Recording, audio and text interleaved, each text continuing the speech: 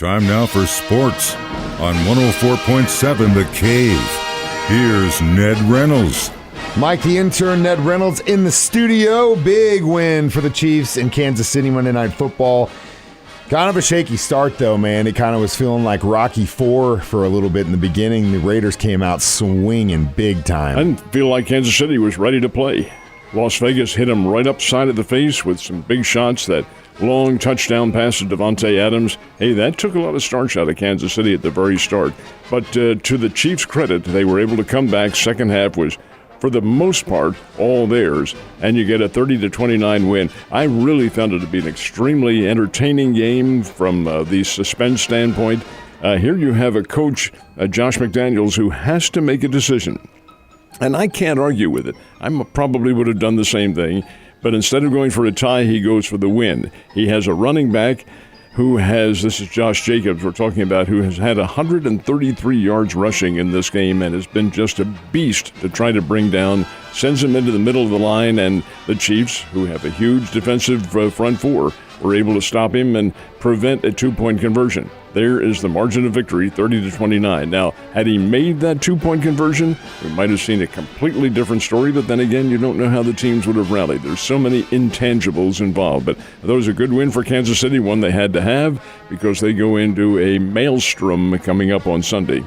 They're back at home against the Bills, and the O-line's going to definitely need to be woken up, because I think that was right out of the gate. One of the biggest problems they had on offense was that Mahomes was running for his life, and a couple of the guys on the edge were not containing at all. There is a lot of criticism of Orlando Brown, and rightfully so. We made the criticism last year on a couple of games. You may or may not remember this, but thought he's getting beaten on that end, that offensive end position that he's trying to block, and he was beaten consistently last night.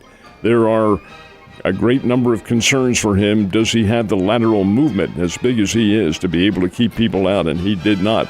You're right about Mahomes, but then again, he likes to run for his life. That's part of his shtick. He is very good at lateral movement, especially to his right, which is obvious because he is right-handed. And he can find and buys himself enough time to find those receivers downfield. The stat that I found to be extremely interesting in this game was Kelsey, who had 7 catches, 25 yards. 7 for 25. Boy, they held him in check, didn't they? Yep, held him to 4 touchdowns is what they did. Kelsey is very good at finding the holes in a zone defense and getting some help. Now, here's one of your penalty fixations. You guys are harping on the penalty about the passing, roughing the passer, and the media has, this is senseless. It had nothing to do with the game. It was probably not a real good call, but you're going to find them. How about the calls that were not made against the Chiefs when they had, and I picked out 3 of them, illegal picks in the game, which are really, in all fairness, offensive interference. But nope, they didn't call them. Maybe they were brush blocks, but it doesn't matter. They are picks, and that freed Kelsey on a couple of occasions to get into the end zone, and he was there. He's a fine player, absolutely fine player, and Mahomes is the catalyst for that ball club. But playing at home really did help them last night. Well, okay, no, let's go back to those penalties. We're not just going to brush over that.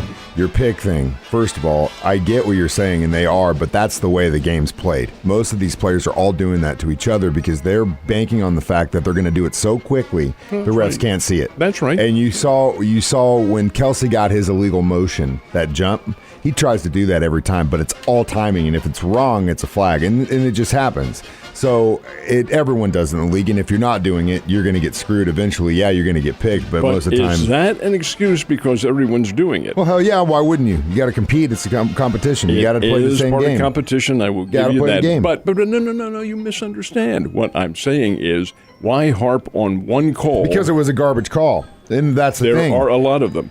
Now, I want you to defend this one. Here, the Chiefs missed a 37-yard field goal from Matt Wright that really would not have given them a whole big advantage, would have put them up by 4, which is catchable. defensive holding on the Raiders? How do you call defensive holding on a field goal attempt? It's never called. Okay, make good, maybe. Retribution, possibly, but at the same time, the refs normally don't, after a game, say anything about calls. They don't. This one did, and he said the reason I threw it was because Chris Jones's full body weight went down on Derek Carr. Now, what else was he supposed to do? He tackled him correctly. He put his arms up to stop the pass. It causes a fumble, and then lands on him. I don't understand. What are you supposed to do? What's your other option?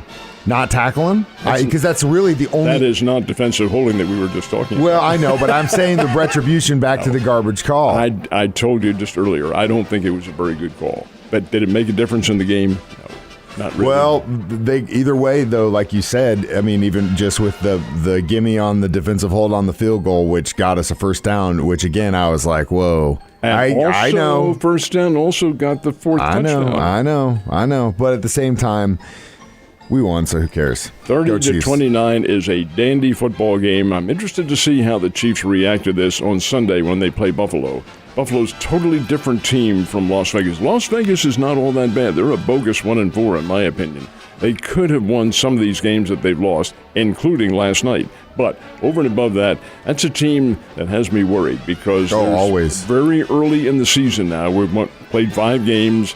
They're likely to come back and start making a name for themselves if they can keep their heads on right now. Devontae Adams was terribly upset last night, and you can't get your emotions down like this after one loss. You've got to be ready for every single game. Same with the Chiefs.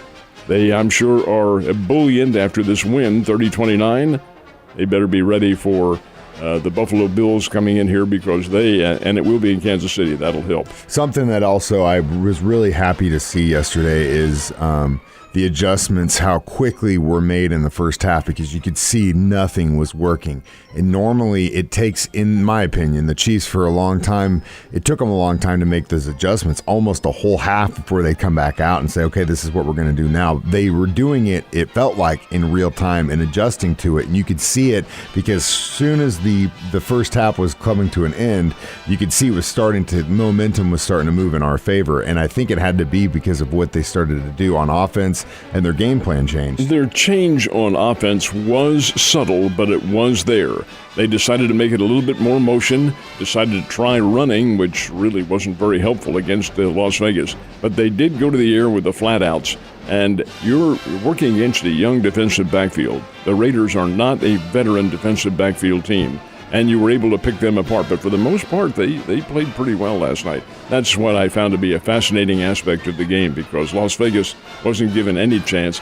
I thought the Chiefs would run away with them. 37-20 was my pick. But, hey, this is pro football, and as we've pointed out many times, much to the chagrin of our host on the show, these are professional football players. They get paid. They were all... Would you guys say 2 drinks? Maybe 3. Maybe 3, especially after staying up late last night. So baseball's done, right? Cardinals are out and it's over. Nothing else going on. The season's come to an end for done. everybody. No more baseball, huh? Actually, the best of 5 divisional series do begin today, and I have to use that in a plural because all 4 of the games are being played today. Philadelphia Atlantic begins it. They're first on the agenda. Seattle Mariners visiting the Houston Astros. The Cleveland Guardians taking on the New York Yankees. And then late tonight, the Padres and the Dodgers at Dodger Stadium. These are best of 5, Mike. And the winners of this one go on to the League Championship Series, which is best of 7. Then the winners of that go to the World Series. We are a long way from concluding the season, and I've voiced this thought many times before, and I'll voice it again. This season is way too long. You're going to have the World Series ending, if it goes full 7 games, on November the 5th. Could be snowing by then. This is not right. It's not the way it should be. Need to shorten the season and have the playoffs condensed. Of course, this year is a bit of an anomaly, and that's because of the ragged start to the season, the players' nonsense and all that sort of thing. But over and above that, this is too long, but nothing we're going to do about it now. It's in progress.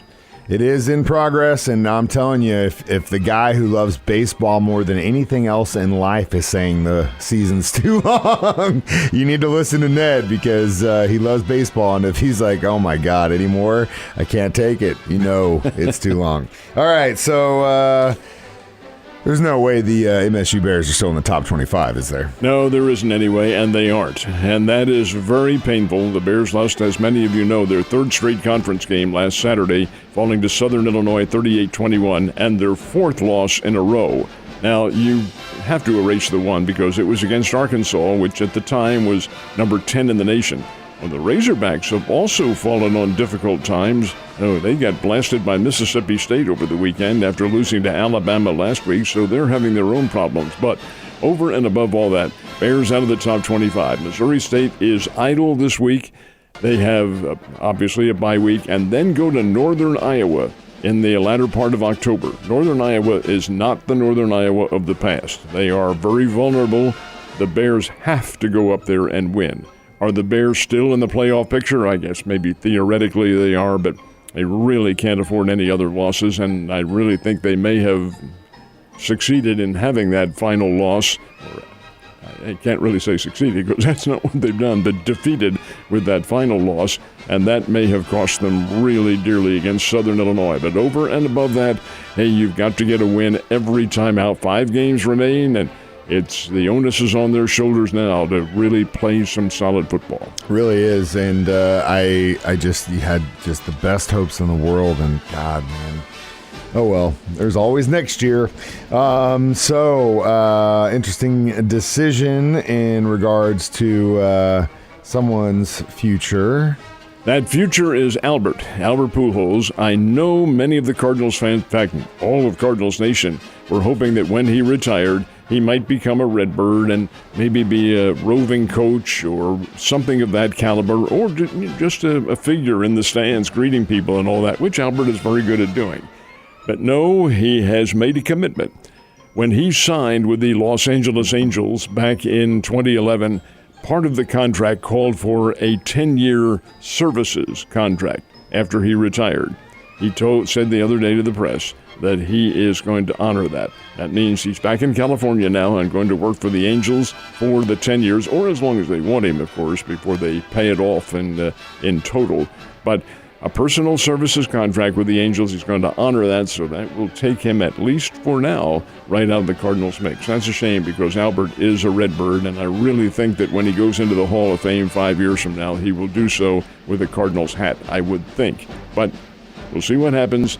He is going to honor his commitment to the Angels. Probably going to be one of those hybrid, half Cardinal, half Angel, half Dodger. I've seen them. That has been done in the past, but it's pretty rare. They being the Hall of Fame, which is not part of Major League Baseball as such. It's what it's designed for, and it's backed by Major League Baseball, but it is not governed by Major League Baseball. It's governed by its own board. They make the decision as to what hat the player wears after consulting with the player. Well, I'm pretty sure you're probably right on the money. He's got to have that Cardinals hat on. Ned, you have a great day and get some sleep.